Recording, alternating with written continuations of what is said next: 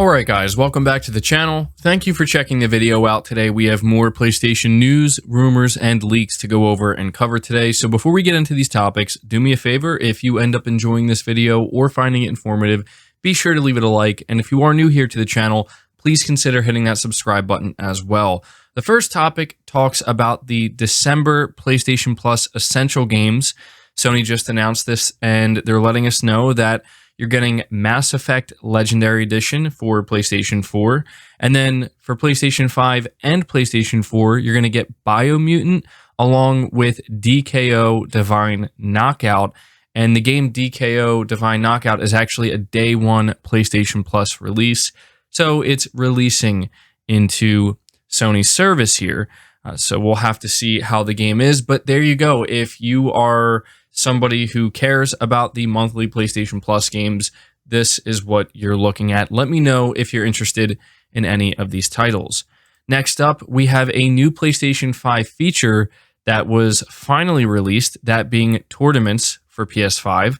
Reading from PlayStation Universe, it says Sony Interactive Entertainment has announced that the PS5 Tournaments feature is now available following a period of 3 months of beta testing. The feature was previously only released for the PS4, so it's the first time users are able to get their hands on it for Sony's latest hardware. The release of PS5 Tournaments brings shorter tournament times, a seamless sign-up process for console users, a revamped user interface, and real-time updates, among others. Among the games that will support PS5 tournaments right out of the gate include Guilty Gear Strive, NBA 2K23, and FIFA 23.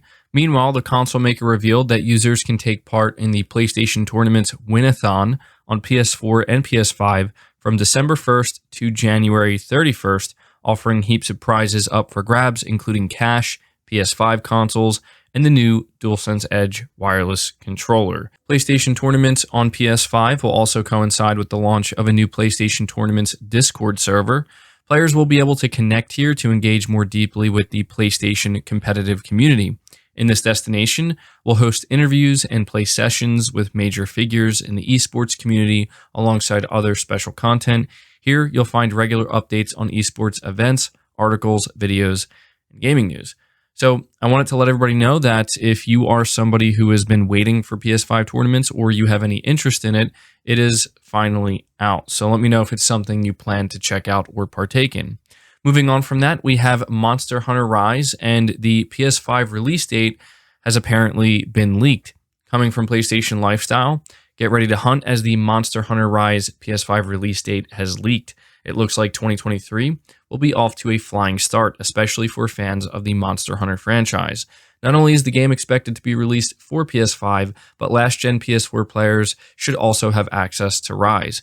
The Monster Hunter Rise PS5 release date is set for January 20th, 2023.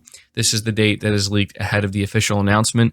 According to The Snitch via Insider Gaming, a prominent leaker who has proven to be very accurate in the past, Monster Hunter Rise will be coming to PS5, PS4, Xbox Series consoles, and Xbox One on January 20th. Rumors suggest that the game's official date announcement is scheduled for the Game Awards taking place on December 8th. So yeah, as we get closer to the Game Awards, of course, things are going to start leaking out. Rumors are going to start circulating, and Monster Hunter Rise seems to be the first major leak that we're getting in regards to the Game Awards. So January 20th, 2023 for PS5 and Xbox consoles for Monster Hunter Rise. And this is a big series, obviously. Monster Hunter is huge, but it's worth noting that it's not the only hunting type game that's coming out next year. There's another title called Wild Hearts that is seemingly looking to compete with Monster Hunter, and I will obviously cover this game as we get closer to the launch. It's something I am interested in. So let me know if you're planning on picking up Monster Hunter Rise, and let me know if you've seen that game Wild Hearts, and if you're thinking that this could actually be a viable Monster Hunter competitor. Moving on from that, we're talking a little bit about the Callisto Protocol. We have the file size for PlayStation 5 revealed. Reading from PlayStation Lifestyle, the Callisto Protocol size on PS5 has been revealed thanks to known PSN backend data scraper PlayStation Game Size. According to Sony's database, the game weighs in at 42.7 gigabytes for version 1.003. indicating that the previously confirmed Day 1 patch is included in this download. It's unclear how big the download will be for those who purchase the game on disc. Due to some changes Sony made to PSN, it's no longer possible to find game sizes for all PS4 games prior to release. However, expect the Callisto Protocol's PS4 size to be bigger despite not being as graphically intensive as its PS5 counterpart. PS5 downloads are smaller than PS4 games due to the console's compression technology. And it's worth noting that the Callisto Protocol's preload actually begins today, November 30th, and the game, again, is set to launch worldwide, except for in Japan, on December 2nd. So there you go. If you are somebody who is looking forward to the Callisto Protocol, like myself, it's going to weigh in at about 43 gigabytes on PS5. Not too bad at all, I would say. But continuing to talk about the Callisto Protocol, I have an article here from Push Square where it says Sony assigned over 150 employees to aid the Callisto Protocol's production.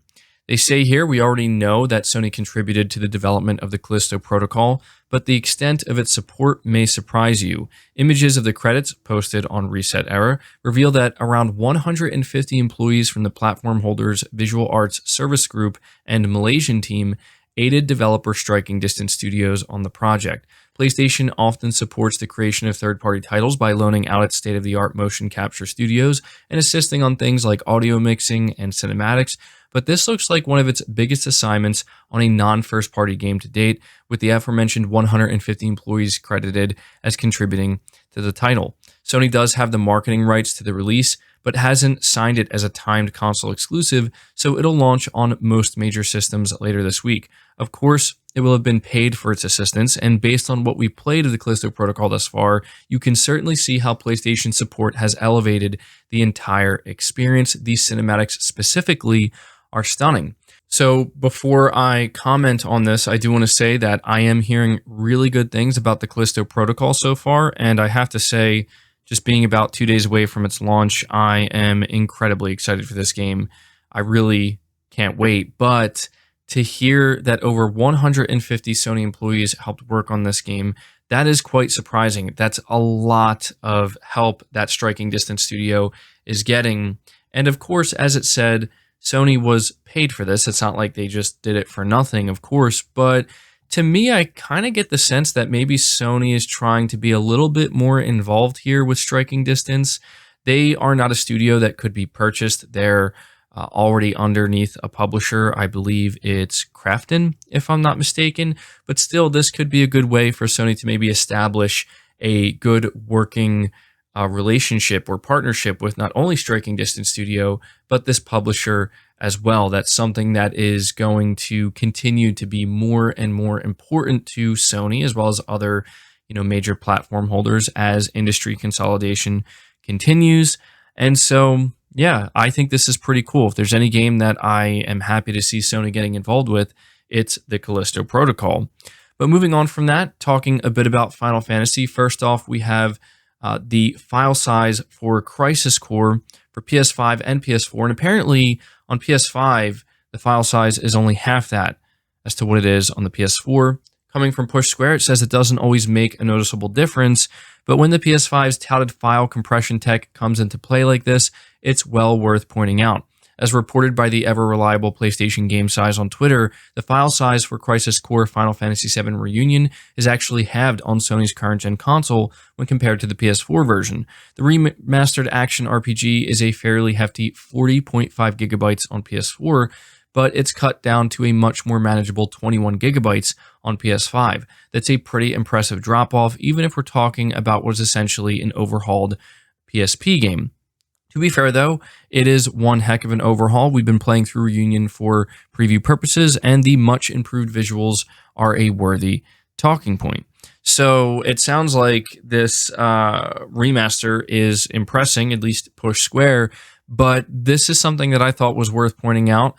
It's always cool to kind of see when the PS5's cracking compression technology does come into play, and we've talked about this, I think, quite a few times since the PS5 launched, and this is certainly not the first time we've seen a file size just cut completely in half. So there we go. Let me know if you're planning on picking that up. But the final topic we are discussing is Final Fantasy 16, and we have some potentially exciting news. First of all, the game has officially been rated in Brazil. And the reason why we want to point this out is because when games get rated, especially this close to some upcoming events, it's a good sign that we're going to be hearing more about the game, specifically a release date or a release time frame. And we did hear, I believe, not too long ago that, Square Enix was looking to maybe give us the release date in December. So everybody's thinking, maybe the Game Awards is where it's going to show up.